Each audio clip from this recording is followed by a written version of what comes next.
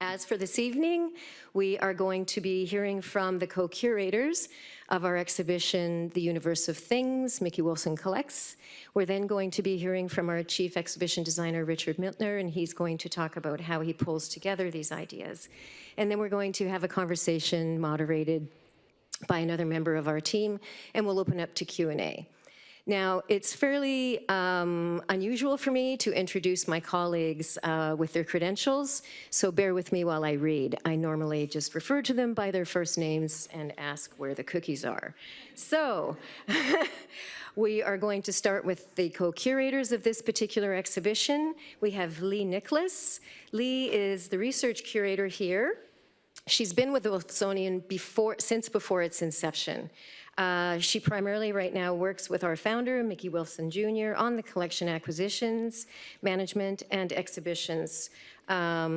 She's also, as I mentioned, the co-curator of this exhibition, and she served as the editor, writer, researcher, and project manager for the 2019 publication Founder's Choice.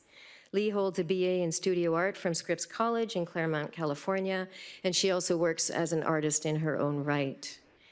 Shoshana Resnikoff, our other co-curator of this exhibition, came to us from the Peabody Essex Museum, where she was the assistant curator for exhibitions and research. Shoshana received her MA from the Winter Third program in American Material Culture at the University of Delaware. Richard Miltner is our chief designer, and he too has been with the Wolfsonian since before its inception. How does one do that?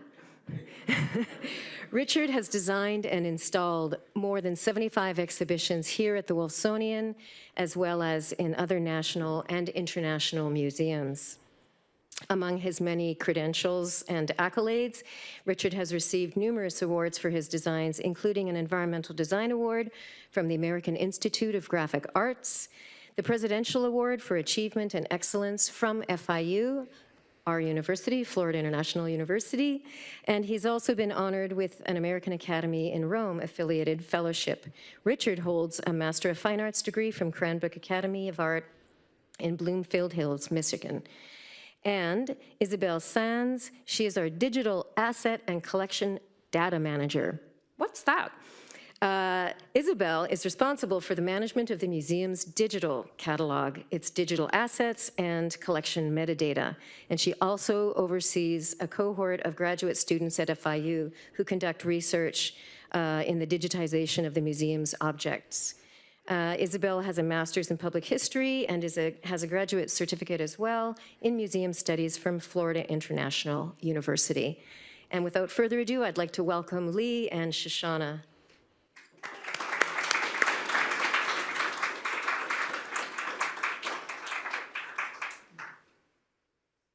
So we are very excited to be here, but we also know that the real attraction is Richard, and so we're gonna, and all of his exhibitions that he's worked on. So we're gonna go through this and make this interesting and fun, and talk a little bit about our own process, and see how it has intersected with the design process. And so with that, I think we can kick it off.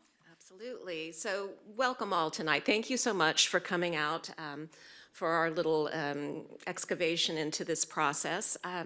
The seeds of this whole exhibition came a few years ago when Scala Art Publishers approached FIU to ask Micky to write Founder's Choice, a short little book picking 37 objects from the collection to write about. Now, that was actually, the picking down of the 37 objects was perhaps the hardest part of the whole project, but that's a whole nother story. The point I'm trying to make, though, is that the 37 objects were picked by Micky with no idea of any kind of overarching narrative. So then fast forward 2 years into the future, and Shoshana and I are tasked with creating an exhibition based on this group of 37 objects without any overarching narrative. So we then had the task of creating a story and of creating an exhibition and figuring out how to organize. So that's where it all started. Yes. And We began with Mickey. We thought, let's start and think about how we can explore Mickey as a figure, as a person, and not just as a collector, but as an ethnographer, a preservationist, a troublemaker, all the different ways that we could try to unravel this, this figure who looms so large in the collection and frankly, in our own lives and in the institution. And from that, we began sort of thinking about the way the objects intersect with Mickey's own life. We included these as sort of our early thought processes. And you can see we began with a totally different title. We began with a totally different set of qualities that we were exploring. And though these things did not end up ultimately being the driving forces of the exhibition, there's no question that every part of this fed what we ended up with.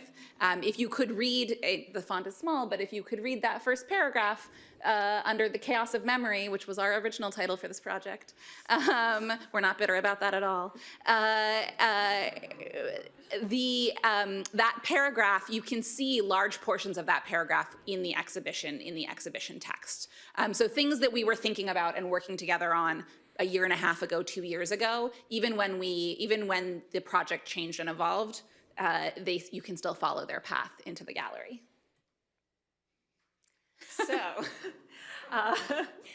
this is a bit of an insight into our sort of crazy thinking in terms of trying to figure out how to take objects from the book and then link them to other objects within the collection, and then thinking how these objects within these various groupings were linked within themselves. It got a little bit crazy. And the first time we presented this to our colleagues, I think they looked at us with a bit of consternation and couldn't quite follow our thinking. And so we realized we had to perhaps simplify a little bit. We were thinking, though, about this idea of hubs with the 37, at this point now 35 objects from the book, because 2 of them were in Genoa and weren't available to us. We were thinking about these 35 objects and how they could fit in the show, and thinking about the idea of an object being the core of a section. When you're putting together an exhibition, you have to think about an overarching narrative, yes, but you also have to think about how each section builds that narrative, proves your point, if you will. And so this is an example of one of the ways that we thought about the idea of heroism, with the wrestler at the center, the icon of the museum, and then all these different bridges out to other sections. And so here we would have the wrestler leading into a discussion of Joe Louis, another hub, thinking about sports and also civil rights. As Lee said, we presented that to our colleagues, and I think this is what they saw. And so I think once we saw how confusing it was, it made perfect sense to us, but once we saw how confusing it was to everyone else and how even more confusing it would be to the visitor, we decided that we needed to simplify and we needed to really strip the project down. And rather than trying to force a narrative, force a structure, we had to kind of explore the universe and let the objects guide us. And as we were doing that, though, we had to go through a process also of, sadly, a process of eliminating some objects from the collection. And that's part of the curatorial process as well, is looking at objects that for various reasons are just not possible to include in an exhibition that's going to be up for a period of time. And this is a large drawing on paper that we didn't really have anything of the same scale to replace it with, as we have to have pieces that will opt out after they've had a certain amount of light exposure. So unfortunately, this is a piece that's in the book that is not found in the exhibition, as well as the chandelier. This is a wonderful chandelier from the Capitol Theater by Marion Mahoney Griffin and her husband Walter Burley Griffin, although she probably was the designer. And this was just really a problem in terms of installation. It would have been really difficult to create a way of displaying this properly in this particular instance. So unfortunately, it's not in the exhibition. And perhaps the saddest part for me, who is an avowed furniture lover, was losing a number of large pieces of furniture. At a certain point, we joked that the show could just be the sideboard sideshow, because Micky had included so many beautiful pieces of furniture in Founder's Choice. But the reality is that what works in a book when you're flipping through does not necessarily work in a gallery. And so it was through conversations between the two of us, and of course with Richard, that we realized that this much brown wood, along with all the other brown wood that we have in the show that did make the cut, would ultimately not do the show a service, nor these objects. And so we had to say a sad goodbye. Although I will say that the amount of work that we did on this show and the research that we did for this show lives on as we consider including these objects in future exhibitions and future installations. So none of the work that we do, even what makes it to the cutting room floor, is ever done in vain. Right, so then... This makes more sense, I promise. So then our next phase was actually just to go to an extremely simplified rudimentary system with foam core boards organizing things by groupings. And we tried to start coming up with different ways of grouping the objects outside of what we would normally think about in terms of groupings of objects. So this is the 9 groupings that we finally came down to. Was the first being 1939, things made in 1939. So we have just different groupings based on different affinities, and this is the boards that we created for each of these. And this is how they finally manifested themselves in the galleries. So 1939, the word mobility became planes, trains, and automobiles. Aluminum stayed the same, women's work, heroes and villains. And you see the connection to the previous crazy work that we did. It all seemed to sort of hone down into these more refined sections with a lot of help from Richard. And so we wanted to just take one of these groupings and show how the refining process works. And East and West is one that I'm particularly fond of because it began as a conversation about how different cultures from the East and the West influence each other. Great, you can write a whole book. Many people have written many books about that topic in our 100-year period for the collection 1850 to 1950. And so we had all of these objects, some of them more beloved than others, including a clock, which also looks like a fan, which is, I think, my favorite object just for its sheer goofiness. But very quickly we began to realize that this was bulky and it was hard to follow the thread. Are we talking about all of the East and all of the West? Are we talking about one country? Are we talking about Japan and China? Are we talking about England, the rest of Europe, the United States? Are we talking about the military? Are we talking about culture? And so what we ended up with was something that in the galleries is much more simplified. What we realized was that 2 objects, which are, only one of them is on this slide, I'm now realizing, the Godwin sideboard in the center, that beautiful black sideboard. But the 2 objects, the sideboard on one side and the Japanese painted screen that depicts the Battle of the Kokai on the other, could be this really cohesive conversation about direct cultural exchange. The Japanese influence on England with this Anglo-Japanese sideboard, and the influence of Great Britain on Japan with this screen depicting a decisive naval battle in which the Japanese Navy was modeling themselves off of the British Navy. And so it's a direct conversation, even though these 2 objects on the surface have nothing to do with each other. But lest you think that refining the objects is all the work, you gotta write things, and it gets messy. This is just one section of our label text, just for one object. I believe this document was saved as batch 1 version 4, and then 4 different people's sets of initials to describe who had edited it. And you can see just in the, I know a Word document is not necessarily the most exciting thing to look at, but the sheer number of comments from people arguing, different staff members, Lee and I, John Mogul, who is our assistant director for curatorial affairs, Lisa, who is our exhibition manager and chief organizer. All of us sort of arguing about what is his nationality, what are the details, what is the most important aspect about this poster that is worth exploring. I'm sorry, I should say this label is about a poster that is up in the gallery. It was an exhausting but also kind of intellectually engaging and exciting process to write these labels. Lest you think we only do this for Micky's show, this is the process for all of our exhibitions, and truly any museum you go to.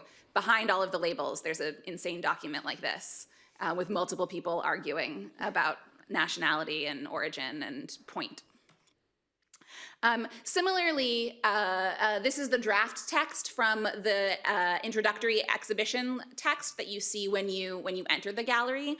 And we included this because at the very bottom there's something that we added to this exhibition text, which most of our shows don't have. This exhibition celebrates the collection. It celebrates Micky's accomplishment in building this collection. But we collect a lot of objects that are perhaps more challenging than others. And you don't necessarily expect to see 8 swastikas when you walk into a show about collecting. And so we wanted to make sure that visitors weren't surprised, that they weren't shocked by what they saw. And so we actually, as a team, crafted this warning at the bottom. Warning is perhaps not the right word, but a sort of statement about the collection, so that visitors could be prepared and know what they were about to see. So this is just to give you an idea of some of the pairings that we were thinking about in the exhibition, really thinking about these objects that have similarities and very big differences. But in the heroes and villains section, you have this very heroic image of Joe Louis, oversized bust in gray marble. And then we have, not in the same scale, even though it looks in the same scale in this photograph, this incredibly powerful continuous profile of Mussolini, which of course is depicting perhaps not someone who is now considered a hero, but at this point in time, certainly he considered himself a hero. And here you see how this stadium of heroes and villains plays out. Another one of these pairings that we wanted to explore in the 1939 section, which is where we begin in the exhibition, we wanted to explore not just the highs of 1939 and not just the European lows, the start of World War II, but also the ways in which social and civil unrest existed throughout Europe and the United States. And so that dichotomy, that relationship is we felt kind of perfectly captured in these two objects, the Trilon and Perisphere model from the 1939 New York World's Fair, a celebration of post-Depression economic optimism, and the Stop Lynching banner from the Rebel Arts Group in New York City, who were advocating for civil and worker rights through art and performance. And actually, when we give tours of this exhibition, I often mention that lynching there were many proposed laws were making their way through Congress when this banner was made to make lynching an anti-lynching federal law, and that one has still not passed, but actually just yesterday it passed the House of Representatives. So once the Senate bill and the House bill are reconciled, lynching will be a federal hate crime. And then this is the gallery, sorry, where they hang, where the banner hangs and the maquette, the model lives, along with examples of other models from World's Fairs.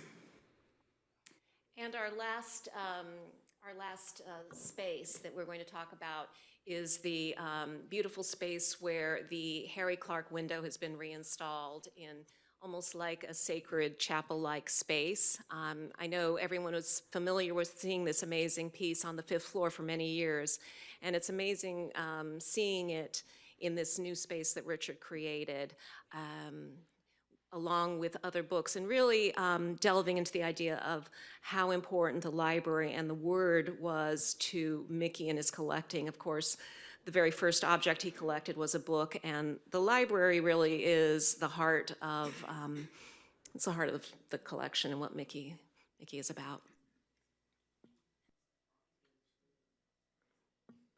Good evening, everyone. I'm probably not going to be as entertaining as Shoshana and Lee, because I think as an art student, I always wanted to get up in front of the room and actually be the teacher. And we were never really educated in a conforming way. So this is sort of like you're the student and I'm the teacher now. So you have to listen to me. And I'm going to lecture you, and I'm going to read it because I can't just talk like they do as easily. So I just wanted to thank Lee and Shoshana for the great beginning to tonight's program. I know it's supposed to be about deep secrets of the universe of things, but I thought it'd be helpful to show some things and images from the past few shows that illustrate how source material can be used to come up with ideas that eventually become the design for exhibitions. These ideas, or sources that I use, come out of a process that involves working with and listening to the curators and using that information directly, or other times not. And I use what the curators tell me, and it sets me off on a path to investigate a topic separately. I'm going to use two very different exhibitions to illustrate this design process. The first is an exhibition about World War I that was drawn entirely from our collection, and the second is a pottery exhibition that was borrowed from another institution. The design process is slightly different for each. Ideas, or what I call source material, can come from many things, some very concrete and some very abstract. But a go-to place for me to start are images related to the subject, and using our incredible library to track down related material has been an incredibly good resource for me. Let's start with Myth and Machine, the First World War in Visual Culture. This is an exhibition that commemorated the 100th anniversary of the beginning of the war. World War I was unlike any earlier armed conflict. For the exhibition design, I focused on the everyday experience of the soldiers in the trenches as a source for creating the design. Though this war eventually introduced many new military technologies like aircraft, chemical weapons, and tanks, in the early years there was much more emphasis on horses, barbed wire, and impeding the movement of troops. It was this early environment of trench warfare that interested me. As seen in this image of a model, the soldier's orientation is below grade, and the embankments were built up and secured with various materials. These natural organic shapes would later influence the irregular walls that we built within the galleries. You see the soldiers here in the trenches, the horizon line now obscured by the walls of the trench. As you can see, beyond the parapet or top of the wall of the trenches are stick-like structures. These structures of wooden uprights and barbed wire meant to slow down troops and horses would later influence the casework design used throughout the exhibition. Here you have an idea how the whole system worked.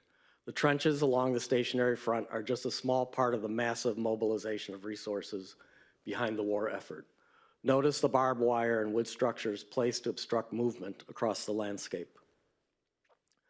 Though the curatorial narrative for the exhibition clearly states that its point was to focus on the role of myth in giving comprehensible form to the shattering realities of war, I thought it appropriate to use the very real aspects of life in the trenches to set the backdrop for Myth and Machine, the First World War in Visual Culture. Here are images from the exhibition. All of the added structures were built without straight lines. Some were freestanding and some applied to existing walls. The intention was to suggest the natural shapes of trench embankments. Though subtle compared to the real trench walls, the faceted, irregular shapes were evident as one moved through the galleries. Doorways and freestanding walls were angled in every direction. The tops were banked and also angled, painted in gray to suggest a monochromatic existence that would have occurred in the trenches. Made from 1.5 by 1.5 inch rough wood, the seemingly random attachment of the case legs were inspired by the wood and barbed wire impediment structures. So like trenches, we intentionally placed the cases in the gallery to impede the natural paths of visitor movement. The last gallery of the exhibition explored aspects of commemoration and memory. Here the gallery is in symmetry, with no faceted walls. The cases neatly lined up along the perimeter, and the monochromatic tones of gray are replaced with white. The next exhibition gives us an opportunity to talk about how a design comes about for a traveling show. Women, Art, and Social Change was organized by the Newcomb Art Gallery and the Smithsonian Traveling Exhibition Service. For those of you not familiar with Newcomb pottery, it was established in 1895 by the Harriet Sophie Newcomb Memorial College at Tulane University. The pottery was conceived as part artist collective, part business enterprise, and used the natural landscape of the Louisiana Gulf Coast. Borrowing a show is a mixed bag for an exhibition designer. The very bountiful and specific design specifications that were provided by the lending organization for this particular show clearly stated what must and could not be done. Usually the borrowing institution, that would be us, has complete control of how the display will look. Of course, requirements about the safety and security of the objects are mutually respected, though through industry norms. However, the look is generally the choice of the borrower. So I was surprised to find a color chart within the guidelines. Palace white, really beige, bleaker beige, even more beige, raspberry truffle, and grape gum were listed. I would never have thought to use these colors, but was up for the challenge. Also included in the packet were some great vintage images of the studio where the artisans were at work. I especially was interested on how to bring the act of making to be part of the design. The exhibition had traveled extensively through the US. One of the benefits to being near the end of the tour schedule is you see how other institutions had tackled the many aspects of exhibition design and see how the uses of color, space, lighting, all of these things affect the objects. Here's an entrance to the exhibition at one of the other venues. Even the typography choices was tightly controlled. Here you see the color palette, how the color palette was embraced by another venue. Also, I noticed that many institutions were struggling with the requirements of an unusually thick plexiglass for the casework. You think this is all fun, right?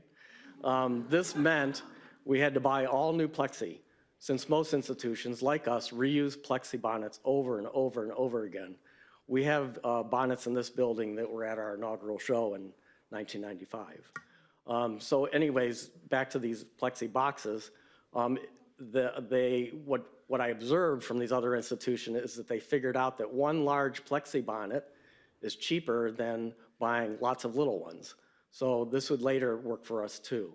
After our show was done, we were fortunate to sell our bonnets and cases to the next venue and recoup our costs.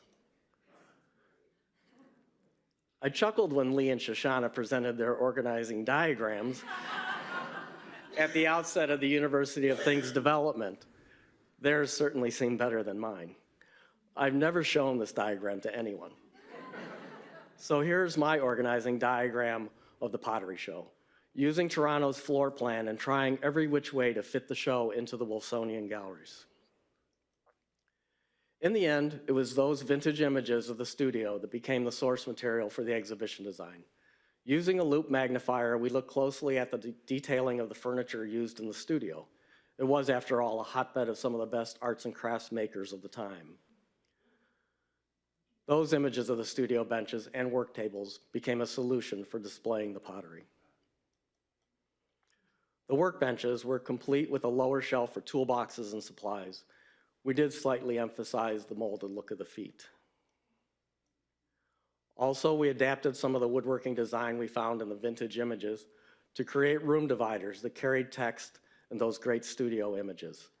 These room dividers seemed at home in the gallery, like they may have been in a studio, in a classroom, like a chalkboard.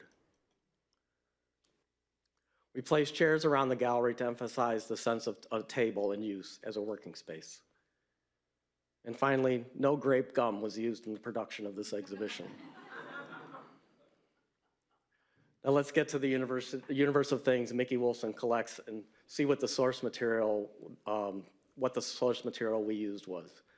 The curators of the exhibition state in the introductory text panel, a self-proclaimed agent of chaos, Micky Wolfson has challenged visitors, scholars, curators alike to make sense of this bewildering variety of objects. Micky has gathered a vast array of materials from around the world: books, paintings, stained glass, windows, sideboards, steam engines, appliances, political propaganda, and much more. With over 200,000 objects, the Wolfsonian FIU is a storehouse of wonders and a sanctuary not just for objects, but for the ideas that they embody and express. Not so easy or clear as looking at war or pottery. I'll start at the beginning. Here are my colleagues, who I couldn't help but put up on a pedestal. I have great admiration for the curators of the exhibition, Lee and Shoshana, and for their insightful observation and tenacity. As you have heard, there was a dizzying array of choices that could have been explored with this story of a complex collector and an endless supply of objects to choose from. I can attest to Lee and Shoshana's wrestling and sometimes struggling in the early days to conceptualize the show. I knew then that this was not going to be an easy one. So here we go again. Certainly looks more together than my pottery layout. I go back to this diagram that the curators presented to organize and make sense of Micky's collection.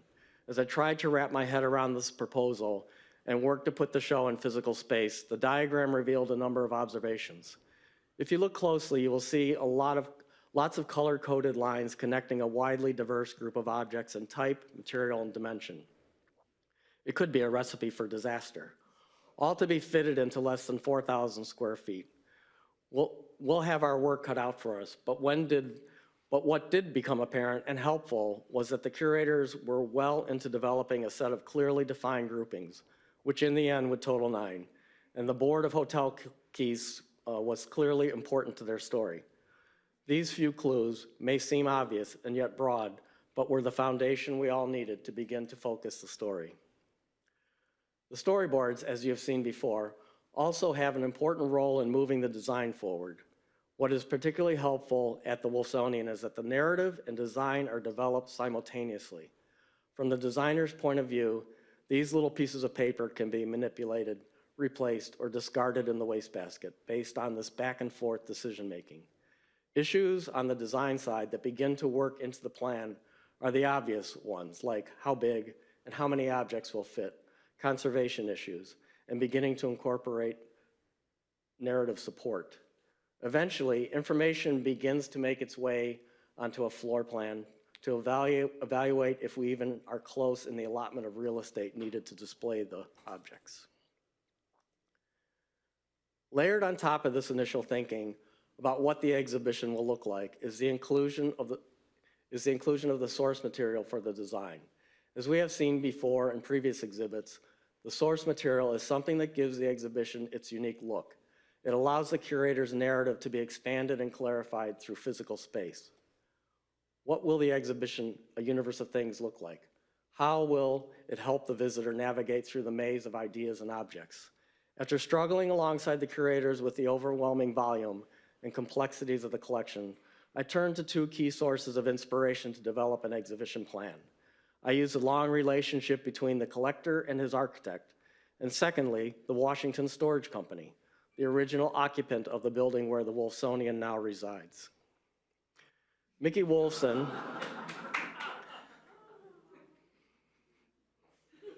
the exuberant collector, and some would say ultimate hoarder, was clever enough to find Mark Hampton, whose hyper-organized modernist architectural style was the perfect complement to deal with Micky's collection.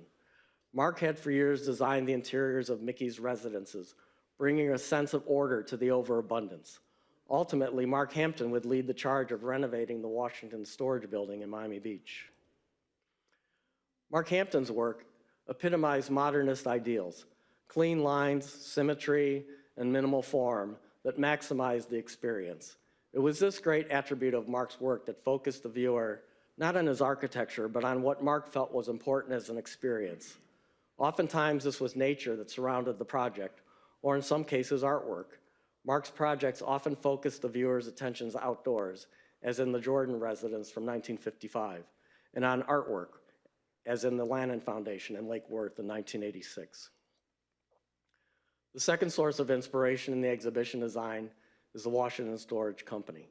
The storage company was a depository for household goods of every type: furniture, textiles, paintings, cars, silver, and important printed materials, very much the same as what the collection is made up of today and what is in the exhibition.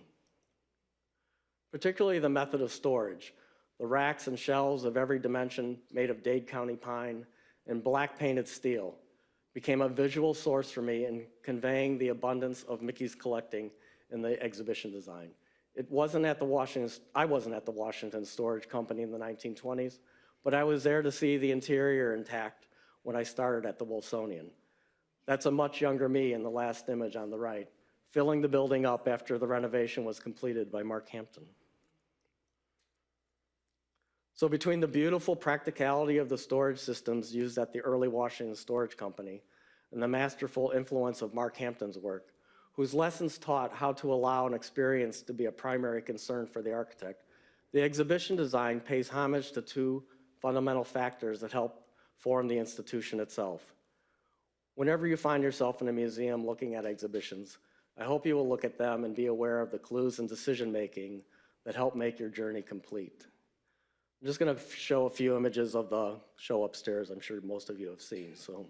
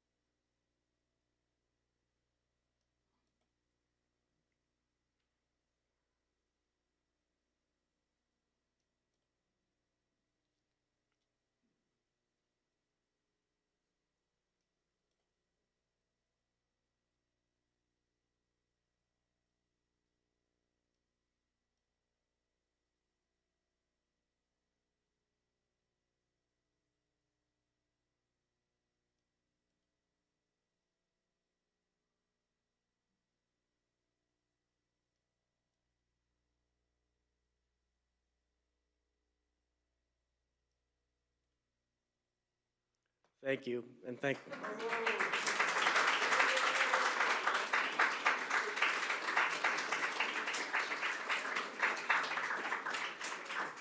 I just wanted to also and say thank you to Micky, and I would really like to take this opportunity to say that there are three or four of us up here from the staff, but we're just a few representing an entire team that made this possible. From the art handlers to the educators to the digital gurus to the registrars and many, many others. Thanks to all of them for the months of help, for being tricked into last-minute help, for the favors and for the ideas and for the inspiration, the blood, sweat, and tears. So please, a round of applause for them.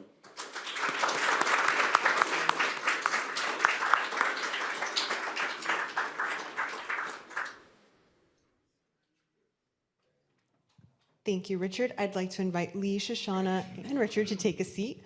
My name is Isabel Sands, and I'm the Digital Asset and Collections Data Information Manager here at the Wolfsonian, and I'll be leading the moderated portion of our talk. Perfect.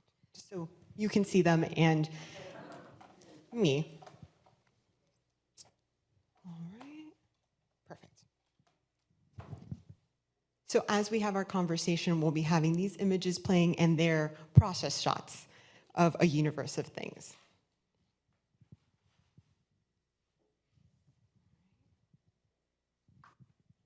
So, for our first question, the most recent exhibition, A Universe of Things, Micky Wolfson Collects, is obviously marking Micky's collecting process. It marks his 80th birthday, but it's not an exhibition that's biographical in nature, right? So when you go up to the 6th floor, you don't necessarily see Micky's biography up there. In a way, you do in the objects. How did you balance that? How did you balance the complex nature of our collection, the different stories, and Micky's stories as well? And how did you decide to show that? Well, I think it was an evolution because, as you saw, we first started really focusing more on Micky when we were thinking about it. You know, what makes Micky tick? What are his various identities? A person of multiple identities, and we were focusing on that. But as our focus shifted more to the organization of the objects, it turned into a story about Mickey, but through the objects, through his collecting in a certain, almost incomprehensible way. It just sort of shifted naturally, it seemed to me. Yeah, I think you're absolutely right, and I also think that in the same way that we created that sort of list of qualities at the beginning of our process that we put up on the screen, I said that they sort of drifted away, but also still remained. And when you walk through the galleries, especially in the text, you will find occasional mention of Mickey, and you will also, frankly, find decisions that we made in the spirit of Mickey, we felt, in Heroes and Villains, which is the sort of arena of busts installed in one of the smaller spaces. We snuck in a little bust of Mickey, which was something that we cleared with him first, but also felt we were doing in sort of his spirit. This is a show that is serious, but I think does have a real perspective and, frankly, a sense of humor at times, and that was very much due to wanting you to feel him in the space.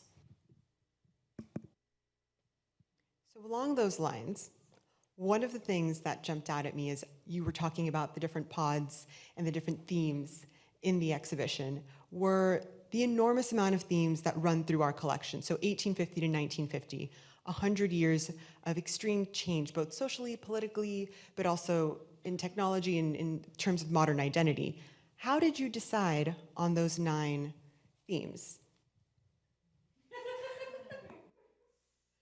Really, it was driven by the objects. We had to make decisions based on these objects and founder's choice, and we realized at some point we had to let the objects guide our decision-making and find ways of commonalities within the objects.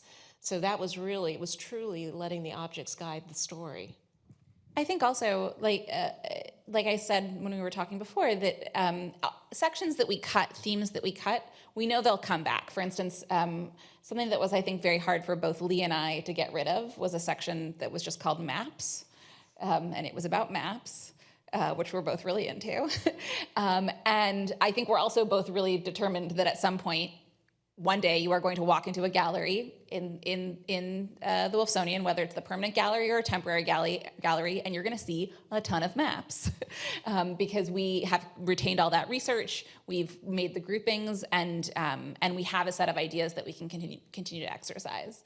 I also think, frankly, that Richard had a lot of influence on what we ended up including and what we cut in terms of... Because Richard thinks maps are boring. Yes, that is correct. Richard is the map killer. But also because there were things that we wanted to do that he would say, okay, you can do that, but it's going to take up 3/4 of that space. So is that worth it to you? Is that theme, is that grouping, are those sets of objects important enough to you to cut all of this other stuff that also matters? So he was very much the enforcer of the laws of physics and what was and was not possible. I think people don't realize that in a lot of institutions, a lot of the curatorial work is pretty much laid out and delivered to the designer. Then they go back in and they try to work on trying to fit it in, do what they can. But there's a lot of things that don't really work all that well. And it's really about the visitor and the consumption of it by the visitor. So like I had mentioned before, the ability for us to work in tandem is super helpful because we save a lot of time, we save a lot of energy without having to sort of rehash these things later to fix things. And I can be very practical. So, there are issues when you have a folding screen that you never gave me the dimension of. And the day we unfurl it to do the photography, it's wider than the room that it was going in, even in its condensed form, so that you barely couldn't even tell what the images were. It would have to be so squashed together. So that was just a good example of what was supposed to end up in the center gallery, which is sort of our grand space. It was going to be the beautiful Godwin black cabinet with all these other objects and the screen. So if I put the cabinet going north and south and the screen going north and south, we would lose two other affinities, you were calling them at the time. So, there was these issues that would come up really quickly, and I'd say, let's just move it. Let's, give up on that idea and just move it over to the other gallery and cut down your objects. So some of this is happenstance, some of it's just predicated by practicality, and some of it's just arguing. I think I've retold that story in my head as being like, and then I thought we should really minimize the number of objects for a really clean curatorial moment. But you're absolutely right. It was because there wasn't space. So to continue on that, were there any other objects that you shared with us your culling process, right? So you'd start really large. We have about 200,000 objects in the collection, so plenty to choose from. And as you start culling in any exhibition, does any object come to mind that you get it onto the gallery floor, you're ready to go, and you realize it's just not going to work? So any objects that come to mind, and what are those factors? I was thinking, I know early on we were talking about trying to include the entire Endel suite, and that would have been amazing, but again, it was one of those conversations when we realized if we included the entire Endel suite, we would have had to give up quite a bit of space for that impact. Similarly, there was we have an enormous statue of FDR in the collection, made of plaster. It is beautiful. It is huge. There's only one spot in the museum you can go in, which is that double height central gallery, that one right there where the wrestler is. I'm obsessed with this sculpture, and so we really were trying to get it into the heroes and villains section. But simultaneously, we were developing this really beautiful and I think thoughtful sort of exploration of the bust as a form and as a concept. And Richard was developing this idea of the arena, which is very much this sort of almost state-like architecture. And there's no way that FDR was going to fit. And so do you give up this wonderful story that you can tell about busts just because you happen to really love a plaster statue of Franklin Delano Roosevelt? No. You are a reasonable person and figure out another time to show FDR. Also, the doorway going into that space is 36 inches wide. So in certain cases, design, practicality, and priorities really do direct you and make some decisions for you, is what I'm hearing. So compared to other museum collections, and this may be more of a Shoshana question since Lee and Richard have been here since before the Wolfsonian, what is so different or unique about working with the Wolfsonian's collection as compared to maybe some other museums, or even if Lee and Richard want to chime in from the perspective of going to other institutions and seeing their collection, what makes the Wolfsonians unique? Well, I think other museums are perhaps not as collection-driven as we are. In assembling this collection, Micky has brought together really remarkable objects that really run the gamut from masterpieces to everyday things to really unexpected and sometimes weird and sometimes unsettling objects. And to be able to tell that kind of story with the collection and to go in really unexpected places means that we have this kind of incredible playground to play in with these objects. And that's actually, much of the exhibition is about celebrating that sort of sense of overwhelming, the sense that we get as staff members of the wonder of the playground that we have before us and the avenues of exploration. Other museums, I don't want to say that they don't have amazing collections. They do. But there are many museums that I've worked at before coming here where the kind of curatorial ideas may drive an exhibition, not so much the objects themselves. You find the objects that you need to prove your ideas that you're trying to prove or to tell the story you're trying to tell. Here at the Wolfsonian, you start always with the collection. We always start with the objects. And I think similarly in Richard's design, he starts with the objects. And that is something that is not necessarily truly unique to the Wolfsonian, but I think relatively rare.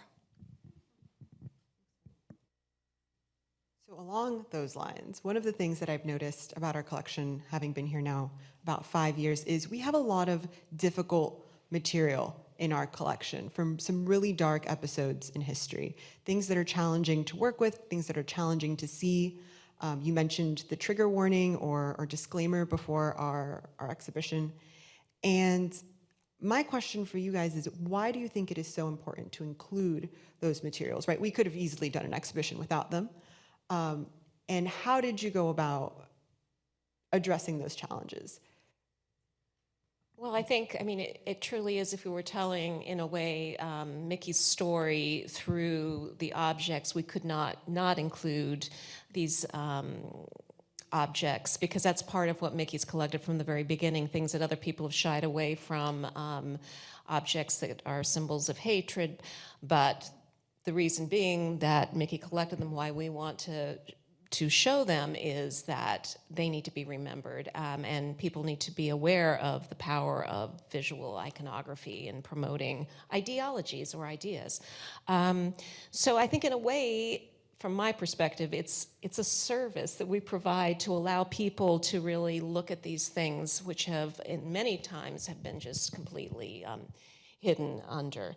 But we were concerned, and that's why we were concerned. We don't want to offend anyone, certainly, and that's certainly not Micky's intention. When, like I would always say, he doesn't discriminate between tyrants and dictators. You know, all are accepted and welcome in the Wolfsonian collection. But I also think it gives this incredible opportunity to sort of activate an object, because I think you saw some images up here with a lot of brown paper and blue tape in them, but we had assembled all the 1939 papers in the room. Of course, there were no objects at the time, and I had thought about this round wall at the end to capture the view of the Trilon and Perisphere from the doorway, more of as an aesthetic thing and an homage to Mark. But then we were walking around with the papers, and you really have a sense of, I said to them, what if we suspend this Stop Lynching banner in space right next to this euphoric 1939 icon, to really show that idea of how that year was so provocative in so many ways about the good and the bad, and the sort of contrast was really became very evident by just doing that. And so that's what gives the collection this opportunity to create conversations that, if it all looked so happy and fine, or it would look so happy and fine, but without this relevance, it really helps it make it more energetic. I mean, similarly, we don't have an image of it up right now, sadly, but in the Heroes and Villains section, it's mostly those busts, and then there is a case with some smaller, almost ephemeral objects, and in it is an object that I felt very strongly should be in the exhibition, in part because it is, to me, one of the most offensive objects in our collection. And it's a comic book published by the American Nazi Party in 1965, and it's called Here Comes White Man. And Lee and I went back and forth about including it.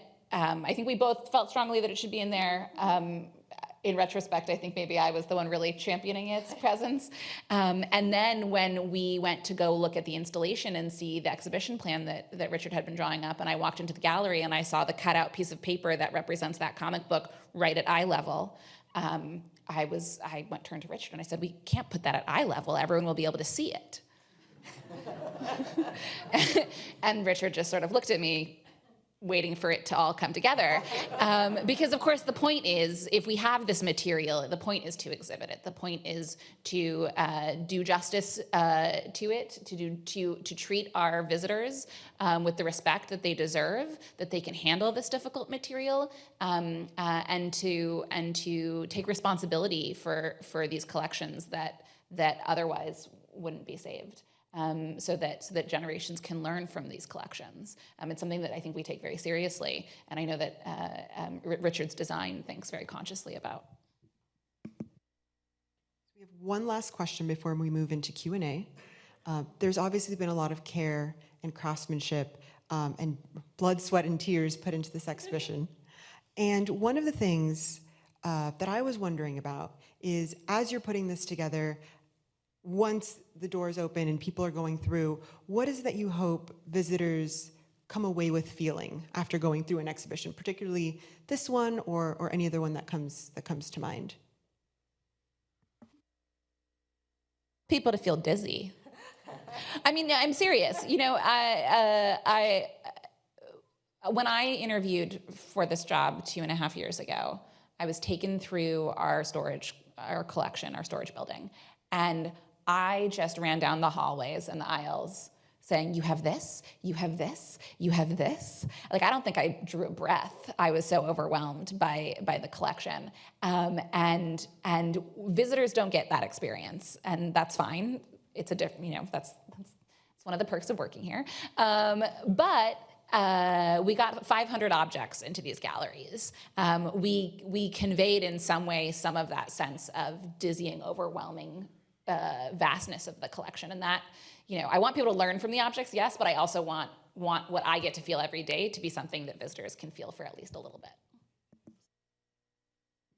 I think how I would think about that topic is that I often find myself trying to control it, and probably do maybe too good of a job sometimes, but I try to minimize that dizzying effect to some degree because maybe because I've lived it so long, but because I think it's not about us up here, it's about the visitors. And I know my family has come here from out of town. I see a lot of school kids. I see so many people in the gallery that doesn't have sort of the eye that Shoshana has, or some of us that have been around and are used to it. So I think if they're not leaving without learning something, it's kind of a problem. And if it's not paced correctly, if it's not consumable on some kind of level that's sort of for every man in some way, then it may not be worth it. And we could have been sort of, I forget what Jenny Holzer said, something about be careful of people that create spectacle, because I think yes, it's fun and that could be great for momentarily, but in the end, especially as an educational university system, we need to be a little more aware of the role of what these objects can do, and if it's just not able to be consumed by many people on so many levels, then I think we're not making the mark. Chaos and order, and Lee stuck in the middle. Beautifully put. A round of applause. Thank you all.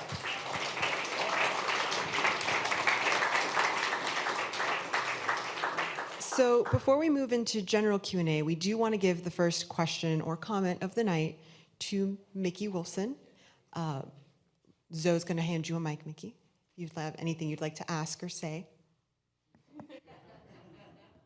The answer is no. I am immensely touched by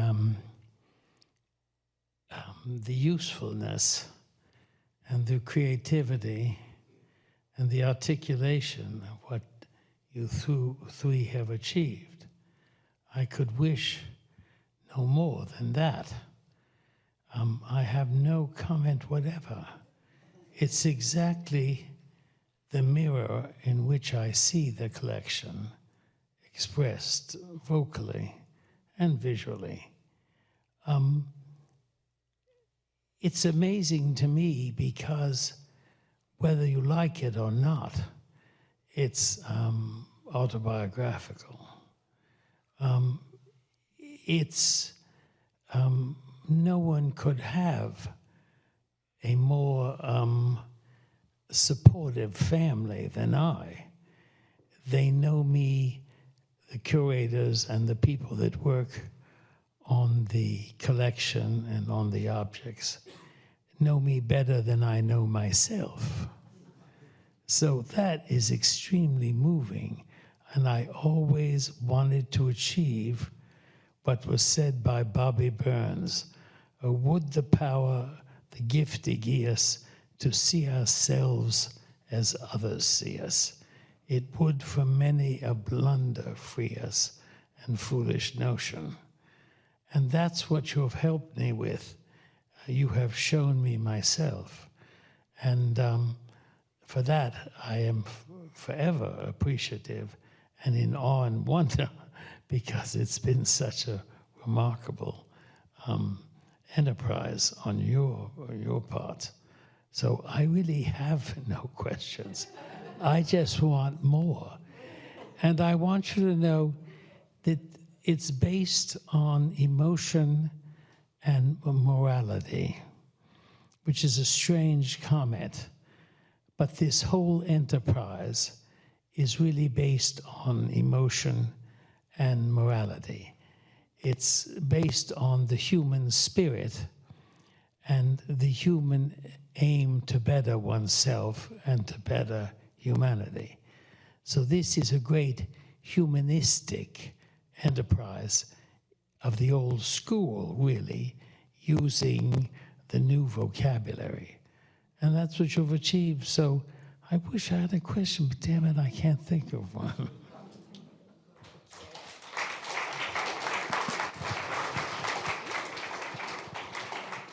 I know my turn's up, but I had to say something that I remember I got a phone call during the summer, and I think Mickey had been talking to Lee and sensed our sort of bewilderment about what we were going to do.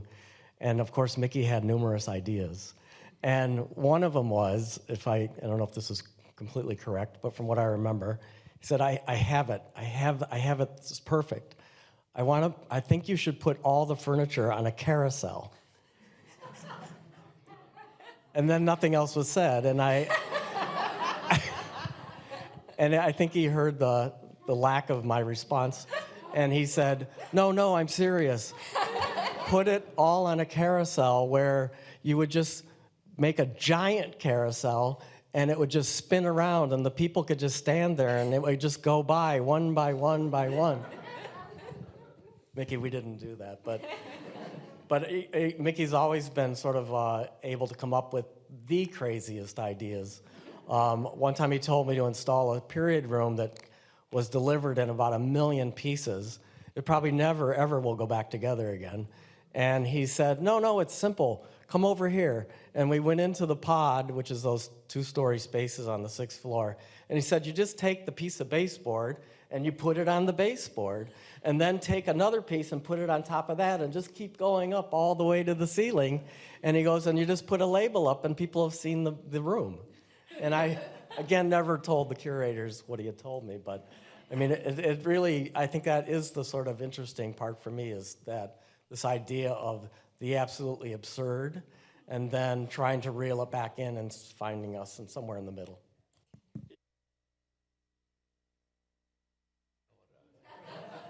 And that dialectic between chaos and order gives the institution its energy. Well, on that note, we'll open it up to general questions.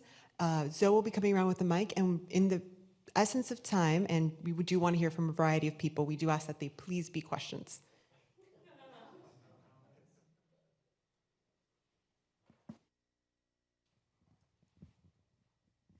Thank you. I'm really interested in the stairwell, when it became part of the collection and how you decided to incorporate it and all that good stuff. Thanks. I think that's another one of these things that the Wolfsonian that most people don't deal with, is their exhibition halls don't have permanent objects installed that are bigger than life. And the stairwell is from a house in Gulf Mills, Pennsylvania, outside of Philadelphia, that was removed from a house by Wharton Esherick. It came to us during the construction period of the building, and I think if the story is correct, those 4 pods that pop out of the sides on the top of the building connecting the 7th and 6th floor originally were not in the plan. Mickey phoned in that he had gotten this staircase, and from what I heard, Mark had to quickly figure out where to put it. And therefore, like as I described Mark as this absolutely man about symmetry and everything else, not only built the 1 pod, but of course there had to be 3 others to match. So that's why those occurred. But anyways, the staircase is an object that we often have to deal with on every exhibit, and sometimes it just does not make any sense whatsoever, like if you're thinking about futurist material, or you probably could argue and the curators could come up with something, but we do cover it over at times, which of course, whenever we cover it over, someone comes in and wants to see it. It always seems to be that way. But it does come and go, And this particular show seemed completely appropriate because it was an object in the collection. So.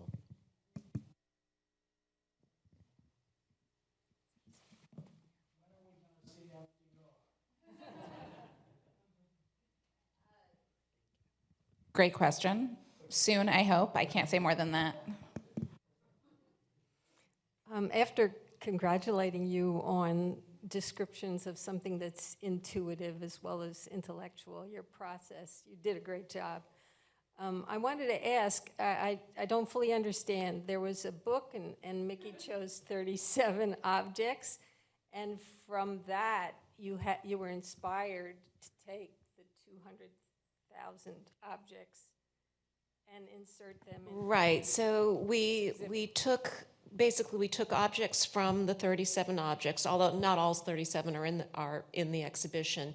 And then we started with the idea of hubs, so taking one object from the book and using it as a center point for each of these affinity groupings and bringing in other objects from the collection to support that idea.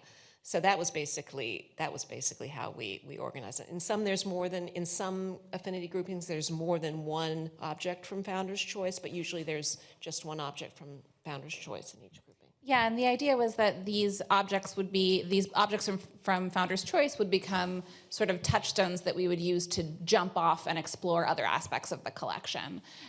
So when you walk through Universe of Things, if you don't know about Founder's Choice, it doesn't impact your experience at all. But if you do know about Founder's Choice, if you've bought the book, which you can buy at the cafe and bookstore when it's open, you can, and I've heard from a supporter and board member that she has been taking the book through Universe of Things and has actually been reading the text as she's in the gallery. It can sort of expand your experience of both the book and the show. So the projects exist in parallel, but can be also combined. So you deserve a double congratulations if Micky really likes this show.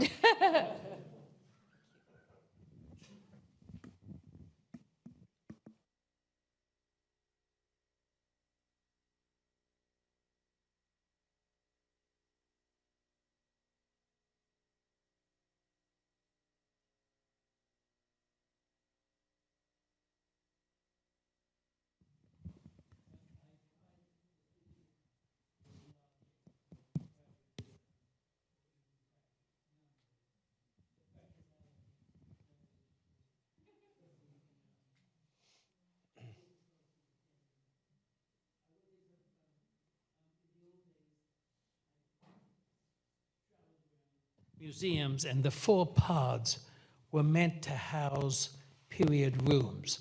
All museums in the old days had period rooms. Brooklyn is the prime example.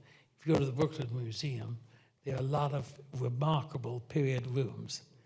However, there are no more period rooms. The Brooklyn Museum has removed them because they're no longer practical for museums. All museums need 1 or 2 objects from the room and perhaps a film or a photograph of the room. So that's gone out of fashion. And before this building was finished, the period rooms had gone out of fashion because the Walton Esherick, from the president of Harvard, Ladies' Home Journal, it was the house in Philadelphia. It has a long history. And I got part of it, and the Philadelphia Museum got the rest of it, but it was a wonderful interior. But the other pods were meant to house period rooms, but it was already out of fashion before the building was finished. So that was the reason for that. But this was based on, I wanted to tell the story of the human condition. 1850, how that hurts me. The museum was created to house 1885 to 1945. But the curators were smarter than me once again, and they convinced me that those were just arbitrary dates that had really no meaning, but 1850 to 1950 was more appropriate for the collection and its story. So I don't deal with that before and after. My hands, it's like Lady Macbeth. My hands are so covered with blood, it's easier to go on than to go back. So I let them do 1850 to 1885 and 1945 to 1950, which they do brilliantly. But it was based on those 60 years. We had a question in the back. Yeah. So, yeah. Who do you see as the target audience for your exhibits, and does that change from exhibit to exhibit? That's a great question. You know, we have as an institution, we have an array of audiences. We're a university museum, so one of our audiences are university students and faculty. We are in the heart of one of the busiest tourist districts in the United States, and so without question, one of our audiences are tourists who have come in here for the air conditioning and hopefully enjoy the art as well. And then, of course, the community, Miami Beach and Greater Miami is an audience. I think with something like Universe of Things, Micky is a legend. Micky has people, friends, supporters of the museum for decades now who love him and want to support the institution by coming. And so we definitely wanted to honor that and those relationships and that friendship. But we also wanted to introduce a whole new generation of visitors to Micky and to the collection. I think there's this idea that young people, that millennials and now Gen Z, because millennials are now middle-aged. Sorry, it's true. Don't care about objects and don't care about museums and don't care about collections. But actually, I think that in an increasingly digital world, stuff matters more than it ever has before. And so using this exhibition as an opportunity to sort of make an argument for things was something that was, I think, also kind of under the surface happening as well. And then, of course, different exhibitions have inherently different audiences, just based on their subject and people who are interested in those things. I will add just one thing. The biggest surprise of all are children. Never had I the smallest idea that a child would have anything to do with this material. I thought it was for 40 years and older. However, I was completely wrong, because in the beginning, the parent, the grandparent, and the child came because the child was interested in the grandparents' world. The children of the mothers and fathers, the middle generation, didn't know what to make of it, because most of them had rebelled and revolted against their parents, and they didn't know what to do in the celebration of their parents' lives. But the children were fascinated by the grandparents, and children took to it. I was here the other day with little children running around, and one little boy was shown a rotary telephone, and he said, "What's that?" And the teacher said, "Well, you were there." I said, "That's a telephone." And he said, "No, it's not. This is a telephone." And because we're interested in references, this institution tries to give references to people so that they would have knowledge of where they were and perhaps in what direction they were going. So it's an attempt to give back to kids references that they're not familiar with, but are really of the modern times. And the children respond. Am I correct? Yes. As education manager, I work with students from grade 1 to grade 12. And every time I bring a group of kids through, it's really remarkable to see how excited they are and how interested they are. And yes, they pull out their phones, but they're pulling their phones out to take pictures of all this strange, old stuff that they might not understand or know how to use. But they are excited by it and they're stimulated by it. Yeah. I believe we're over time, so we have time for one more question. Anyone? One? The briefest question.